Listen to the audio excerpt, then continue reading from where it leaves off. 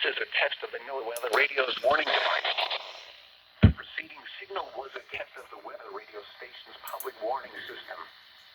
During potentially dangerous situations, specially built receivers can be automatically activated by the signal to warn of the impending hazard.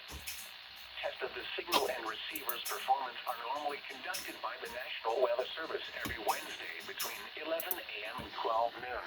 There is a threat warning. Area on Wednesday, the test will be postponed until the next available good weather day.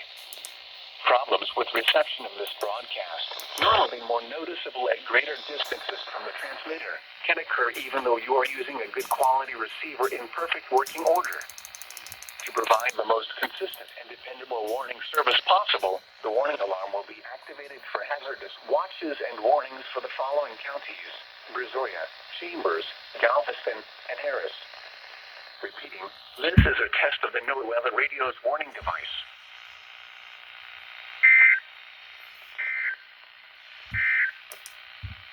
The coastal waters forecast